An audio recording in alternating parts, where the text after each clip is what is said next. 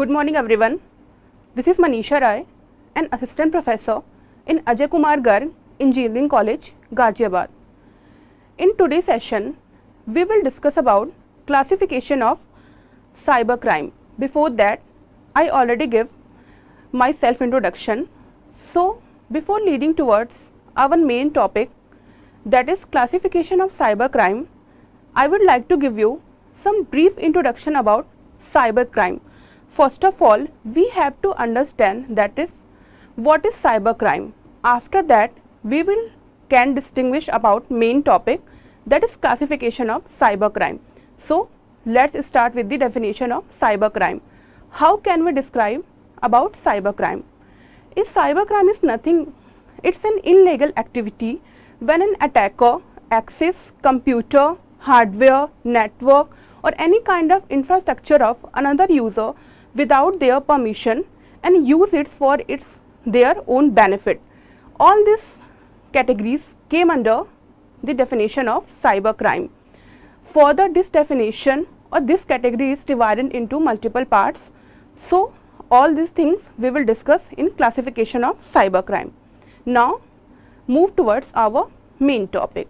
Here, we can classify cybercrime into multiple categories. First of all, if attacker target an individual person, that is came under the category of cybercrime against individual. If we will target their property like their intellectual property or their digital contents, all these categories came under the criteria of cybercrime against properties. After then, if attacker target particular organization or group of organizations, all these came under the criteria of cybercrime against organizations. And the last one but not the least category is cybercrime against society. If cybercrime happen against a particular state or country, all these things came under the criteria of classification of cybercrime against society. So, one by one we will discuss about each and every topics. Let's start with the classification of cybercrime against individual. So, here you can see that we have designed one particular table. In table number 1, we will discuss about against individual cybercrime. In another table, we discuss about cybercrime against properties. In table number or row number 3, I already give some information about cybercrime against organization, and in row number 4, I describe about cybercrime against society. In individual, cybercrime again distinguished into further parts. So, one by one we will discuss about each and every one. Let's start with the email spoofing. Email spoofing is the first criteria in daily life. Almost all users who ever use mail services face this kind of cyber attack. In email spoofing, you will get a mail from a sender who will represent itself like it will came from the genuine sender. How we can identify email spoofing? For identify email spoofing, if we will see the mail thoroughly or in a particular way, so we will find out in a sender email definitely there will be some spelling mistake, or in our mail content there is some generic greeting is present. Also, they will mention immediate action in several times. All these things is help us to identify about email spoofing.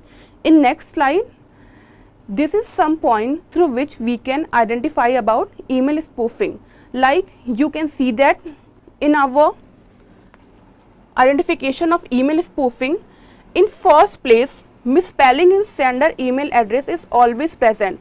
How we can identify that? If we will identify our email sender address, so we can see that in email sender address definitely they will change upper letter to capital letter or capital letter to small letter, or otherwise remove or add some extra alphabet. This is the identification of email sender address regarding email spoofing. After then, there will be some generic greetings and there is the absence of digital signature. All these things help us to identify email spoofing. After then, our next criteria is phishing. Phishing is nothing when attacker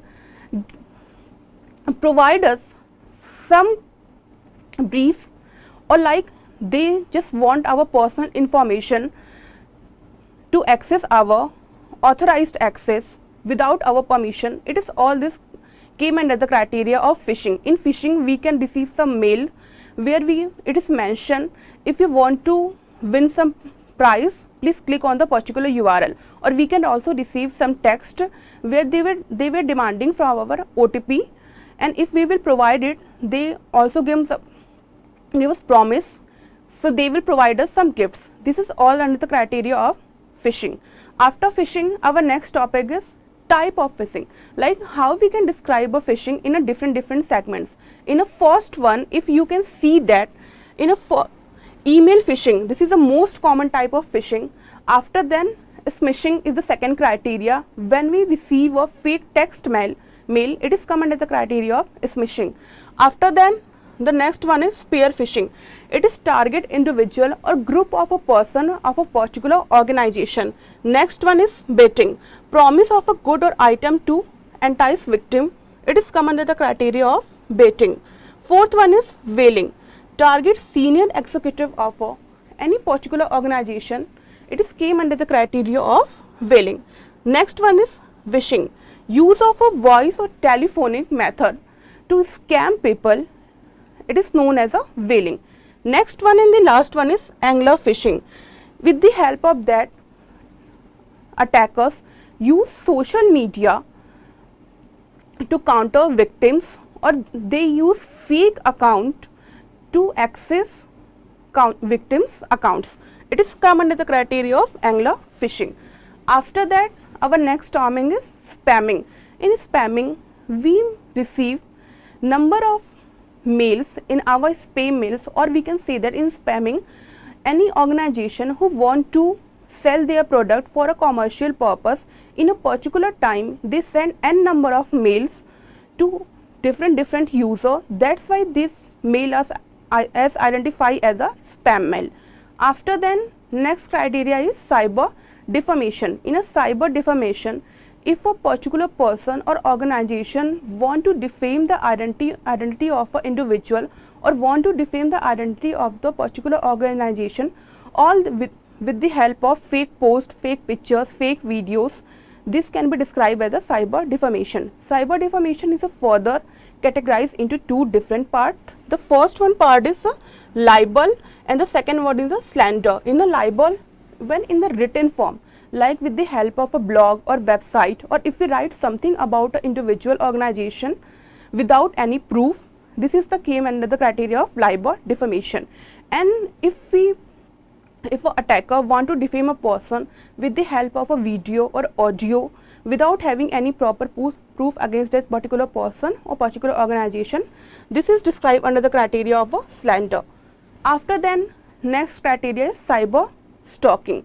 It is happen when an attacker stalk a person or group of a person or any that person who are linked towards a particular organization without their permission, or try to harass them.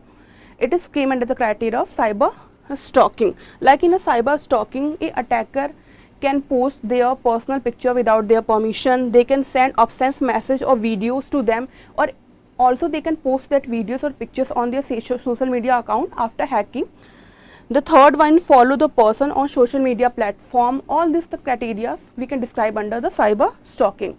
The next one is computer sabotage. It means harm a computer hardware or software without permission of that computer owners.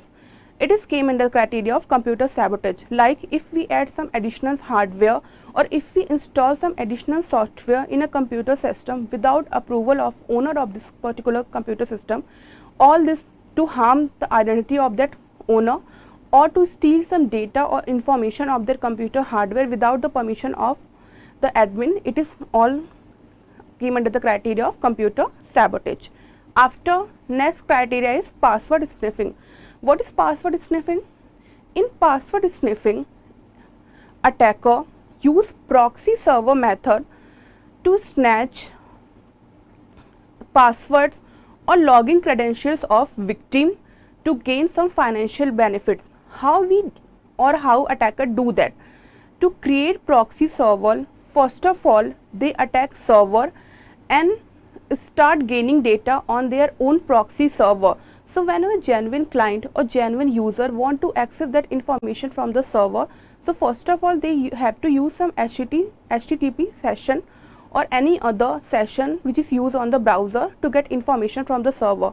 So that particular HTTP server not directly move toward the server. Instead of that, it will redirect toward attacker server, and all this information from genuine user to server is right now redirected towards attacker server. And with the help of that, or we can say that with the help of proxy server, now sniffer or our attacker will be able to capture all login credential, all password of different user, and in future after analyzing this information they can use that particular information for their own benefit. After that we will discuss about the banking fraud. In a banking fraud like phishing or wishing, the third one is spoofing, money mules, all this came under the criteria of banking fraud.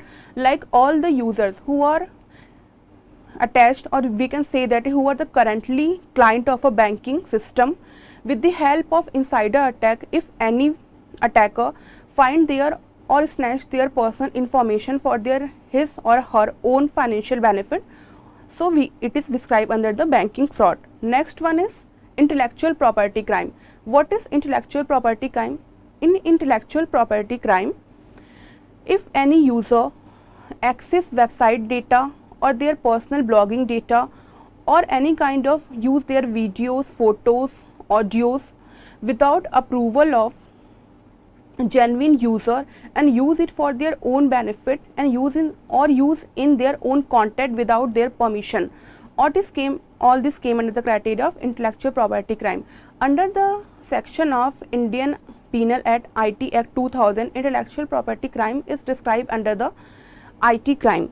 For that we can describe here, or we can say there here the picture representation of intellectual property crime, like in an invention, patent, like trademark, industrial design, or if we use the logo of a particular industries for their without their permission and for our own money benefit, it is came under the criteria of intellectual property crime. After that, our next topic is internet time theft.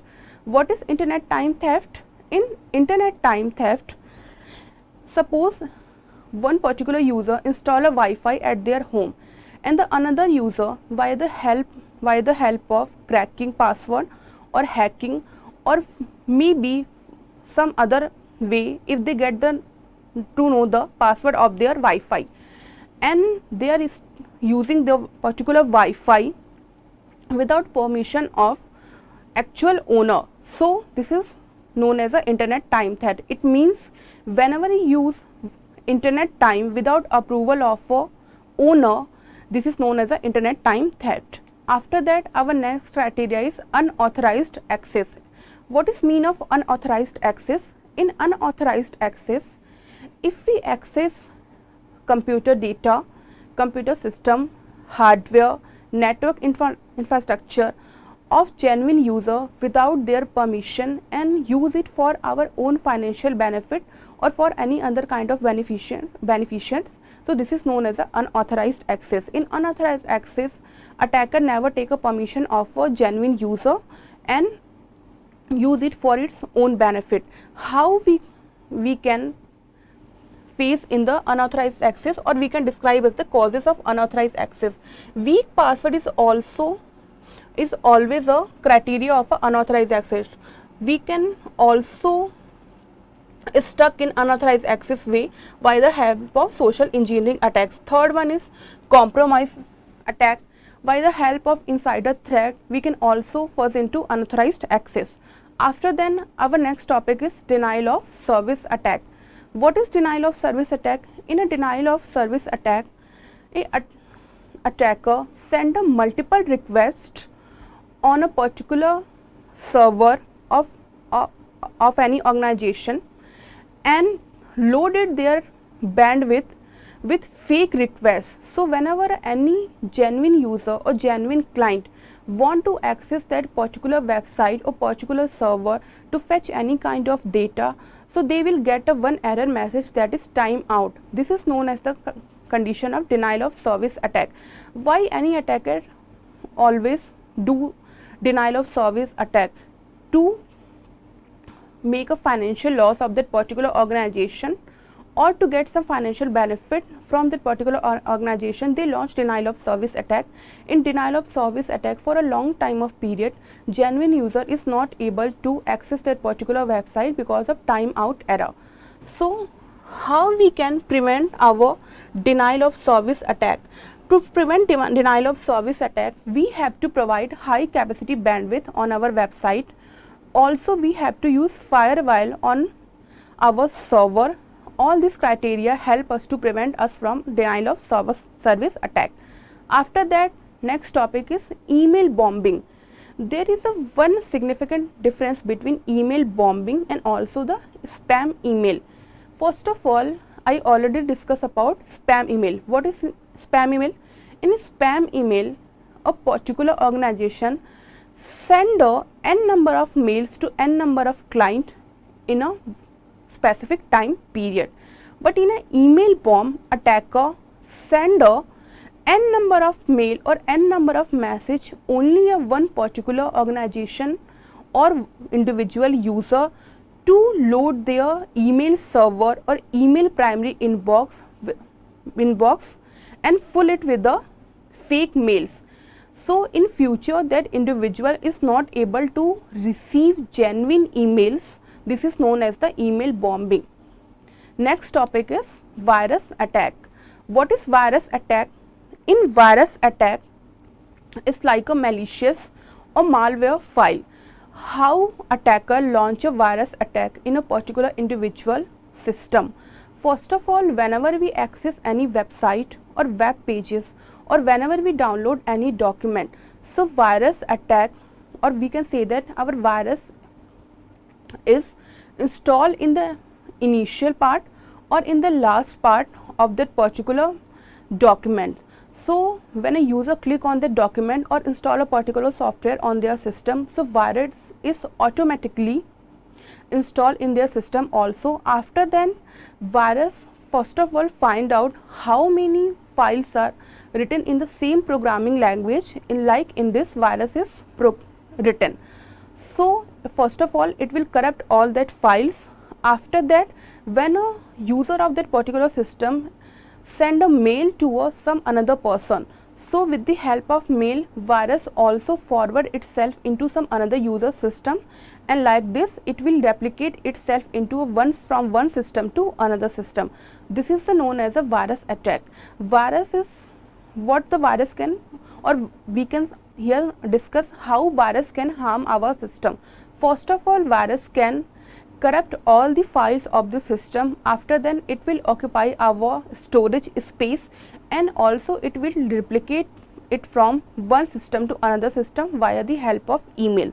Further, virus is distinguished into some further category. So one by one we will discuss about each and every category. Let's start with the first part, that is boot sector.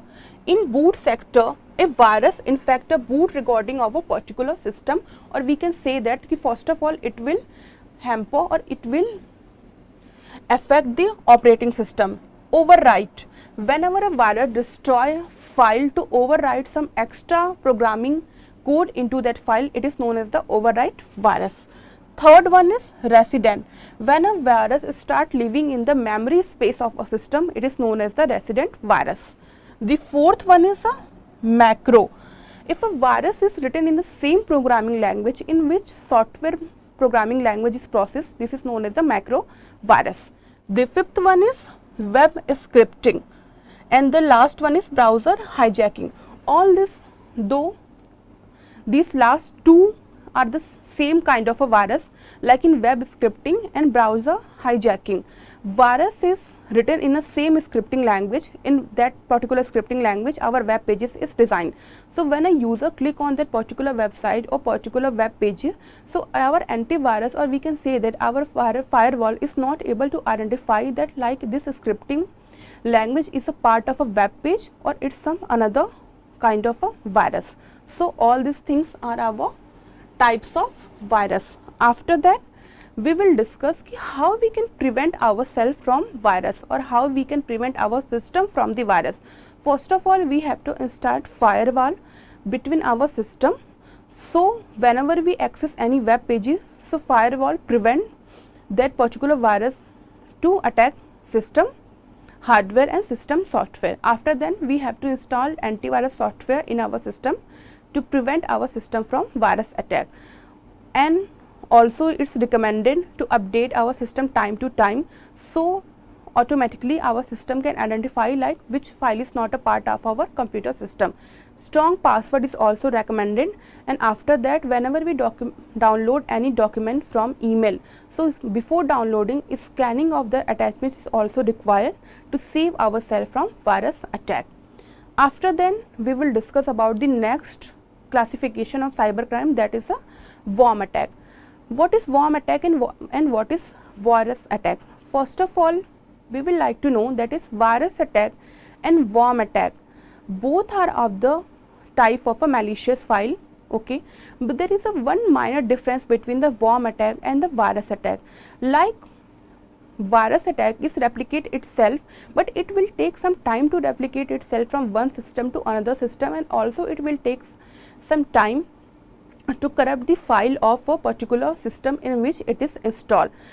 But if we compare worm from the virus, so virus replicate itself more rapidly as compared to virus from one system to another system. Also it will create its replica into a particular system in which it is installed and hamper, or we can say that occupy the space of that particular system with its replica, and in future the genuine user do not have any space to install genuine file because all that particular space is occupied by the worm attack. So this is the main difference between the virus and the worm attack, although both are came in the criteria of malicious files. After then we will discuss about the next topic, that is our Trojan attack. What is Trojan attack? In Trojan attack, it is more harmful than the virus and the worm attack. Like virus and worm, both are implemented maybe in the initial part or maybe in the ending part of the programming language or the documented language, but Trojan attack is written in between the code. So whenever any antivirus or if we install any firewall in our system, it will access that particular file, so they will not able to understand, or maybe that antivirus is not able to capture that particular segment of a code is a part of that scripting language or part of that documented programming language, or it is some another malicious file. So Trojan attack is more harmful than virus and worm attack. Also Trojan attack, in a first view it will not look harmful. So how Trojan attack is installed in a user system? Like if user download any particular software in there or download any document in their system, so Trojan attacker install that particular segment of code in that software. So via the help of that particular software, Trojan attack came in the existing in a particular system. After then we will discuss about next topic, that is data diddling. What is data diddling? Suppose in an organization system, if we store some raw file for data analysis, or in future we want to generate some information from that raw data, if an attacker get the access of that raw data, and before accessing of that file, if we modify that particular data, like they insert some extra information, they delete some information from that raw data, or they will modify some particular information before knowing the genuine user or before knowing the admin of that particular data. So this is the discussed under the criteria of data diddling. Like in short, we can say that in data diddling, a particular attacker modified raw data without came into existing of a actual user. This is the known as the data diddling. After that, we will discuss about next topic, that is our software piracy. What is that?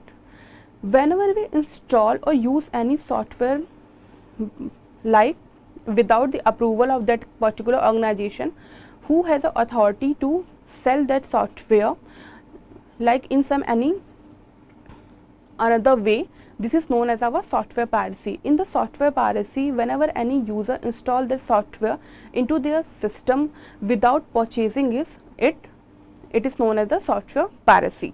In the next topic, we will discuss about industrial spying. What is industrial spying? In industrial spying, like suppose this is the situation, if two main organizations working in a same field, so one competitor organization if want to access the data or marketing strategy of another company, so maybe they launch some outsider cyber attack, or they will hire some insider attack from that another organization. This is known as the industrial spying. In industrial spying, another organization of the same field try to snatch raw data, marketing strategy and any another useful information of another organization without their permission. This is known as the industrial spying. In next topic, we will discuss about the forgery. In forgery, an attacker use fake digital signature, fake paper or any fake email or any other kind of a fake authorization to scam victims. This is known as the forgery. After that, we will discuss about this cyber terrorism. What is cyber terrorism? If any attacker hack personal information of an individual, personal information of the organization or personal information of the particular state for their own benefit and to release the user from that cyber hack, if they demand from some kind of a money or some any other kind of a thing, so this is known as a cyber terrorism. Also cyber, in the category of cyber terrorism, attacker influence many people, or we can say that they will manipulate innocent user to work for their own benefit. This is known as the cyber terrorism. In the next category, and we will discuss about the webjacking. What is webjacking? Like if an attacker create a clone website which will give a feel like a actual website, it is known as the webjacking. Like somehow we also see that some attacker create a clone website of some any banking organization or railway organization to get the access of user data or to get their confidential data for their own financial benefit. That it is known as the webjacking. In webjacking, it is difficult to identify which website is real and which website is fake. So sometimes client do not able to understand that, and they will clip themselves to fake website and enter their personal information, or we can say that their login credential on that fake website. After getting all these login credentials, attacker may be snatch their money from their banking account, or they can use their personal information for their own benefit. This is known as the webjacking. After that, here we will discuss about all the classification of cyber crime. So in next PPT slide, we will discuss about why any particular individual or particular organization performs cyber crime. For that, many reasons are listed here. So as we can see that in a first reason, financial gain is the most important reason to perform cyber crime. After that, corporate spying, and we already discussed about the industrial spying to compete another organization is the main cause of the cyber crime. In some OT professionals and politically motivated hacker to manipulate users also perform cyber crime. And in the fifth category, some hobby hacker who want to pursue their career in the field of cyber crime perform cyber crime to threat identity or to hide or snatch data of some another user for their own benefit, perform cyber crime. These are the some causes to perform cyber crime.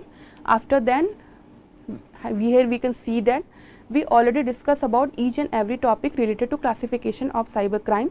So with the help of that, here I would like to finish my topic or bind up my topic for the day. Thank you so much for giving your valuable time. Thank you so much for today's session. That's it all about classification of cybercrime. Thank you.